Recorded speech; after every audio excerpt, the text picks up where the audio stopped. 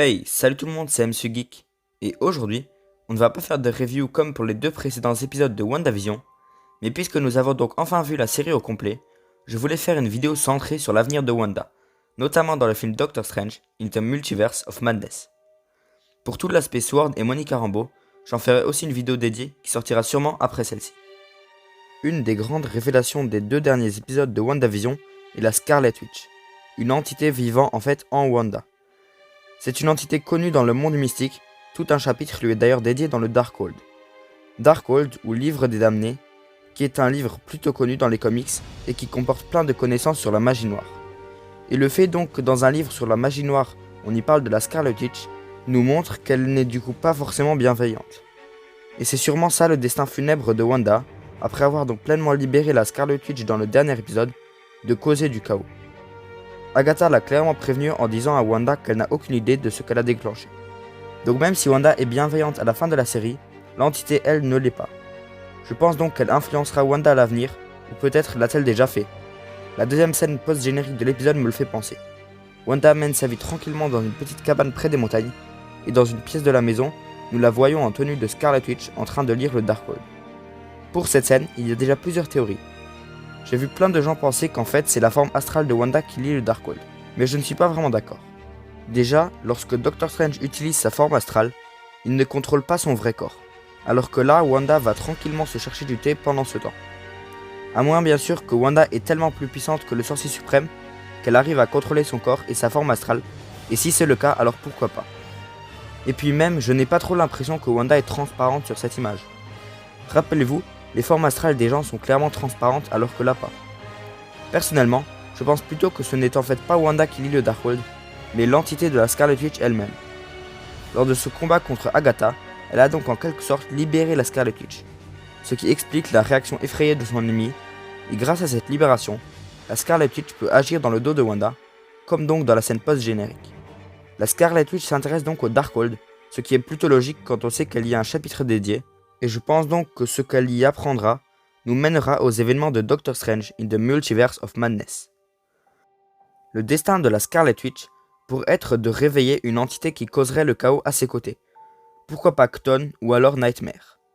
Dans les comics, Chthon est un démon existant depuis le tout début de la Terre.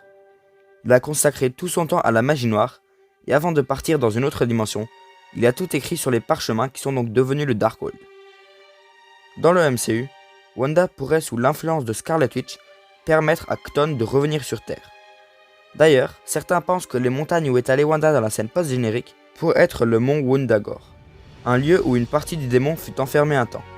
D'ailleurs, dans les comics, c'est également Chthon qui est à l'origine de l'existence des vampires dont Blade fait partie. Et celui-ci aura bientôt son film dans le MCU. Ça pourrait donc être lié. Sinon, deuxième idée, au lieu de Chthon, elle réveillerait Nightmare. C'est également une entité, mais celle-ci règne sur la dimension des rêves. Il tire toute sa puissance dans le sommeil des gens, donc si plus personne ne dormait, il serait impuissant. Mais cela plongerait tout l'univers dans une folie, bref, pas une très bonne idée. Je pense donc qu'un des deux sera invoqué par Scarlet Witch, et ce sera le méchant principal dans Doctor Strange 2. Perso, je préférerais Chthon que je trouve trop stylé. Mais les rumeurs parlent plus de Nightmare. En tout cas, l'idée de Mephisto est je pense complètement écartée. Je pense donc qu'au tout début de Doctor Strange in the Multiverse of Madness, l'entité sera invoquée, et ce sera ce qui attirera l'attention de Doctor Strange. Par contre, n'oublions pas le multivers qui sera central dans ce film, mais également dans Spider-Man No Way Home.